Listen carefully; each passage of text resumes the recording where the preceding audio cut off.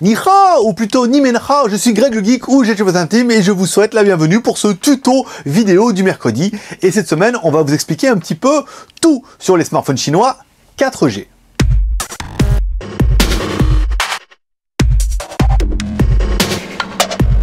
Pour commencer, et aussi étonnant que ça puisse paraître, en fait, la fréquence est définie par le processeur. En fait, c'est lui qui va dire si votre téléphone est 2G, 3G ou 4G.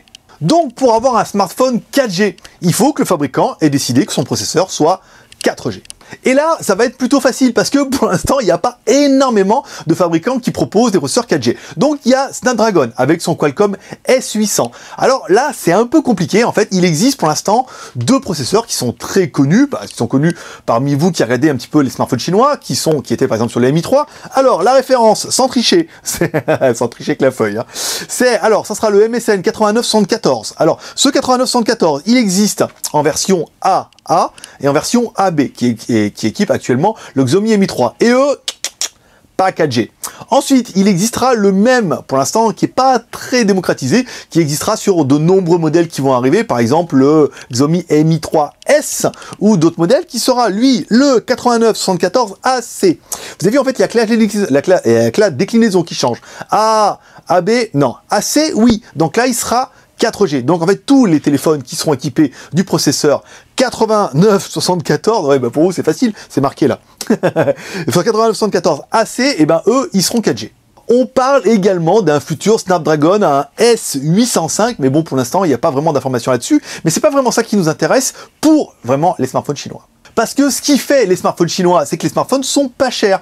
Et pour que les smartphones soient pas chers, il faut qu'il y ait un processeur qui soit pas cher. Les Snapdragon, ils sont assez onéreux. C'est pour ça qu'on les retrouvera que sur certains Oppo ou sur les Xiaomi, enfin les téléphones qui sont relativement haut de gamme. D'autres fabricants vont préférer, eux, les processeurs Mediatek, qui sont pas des processeurs chinois, mais qui sont des processeurs taïwanais. Donc c'est un peu pareil. Donc, smartphone chinois, processeur chinois, ça fait depuis longtemps que c'est comme ça que ça marche et il n'y a pas de raison que ça change.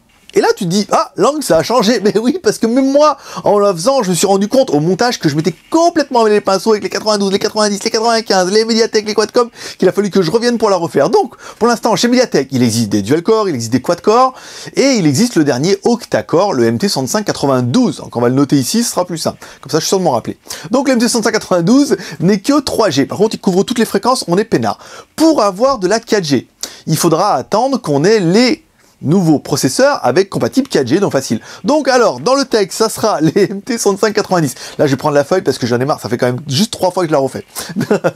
Donc alors, le MT6592 n'est que 3G. On le reprend ici, on le note. Ensuite, il faudra attendre le MT6590 et le MT6595, qui eux sont donnés par le fabricant pour être 4G LTE, donc complètement pas compatible avec votre 4G en France. Bon, par contre, les fréquences, on ne sait pas encore. Donc, c'est encore un petit peu le suspense, on ne sait pas quelles fréquences ils vont couvrir.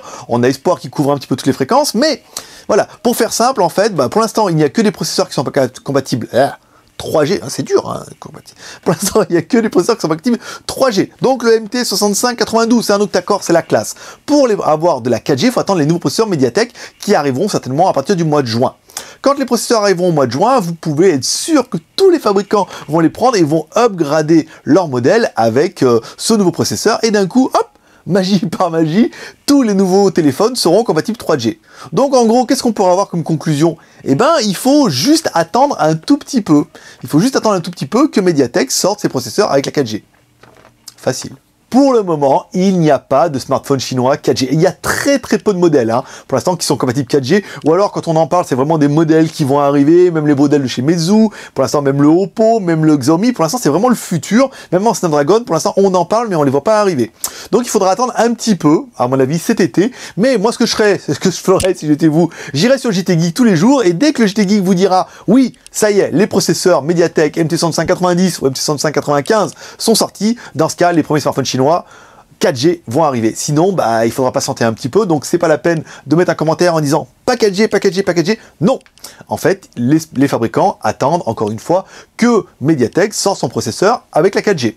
Donc, pas avant, pas avant le mois de juin. Et j'espère que ce petit tuto aura répondu un petit peu à vos questions et surtout à votre impatience.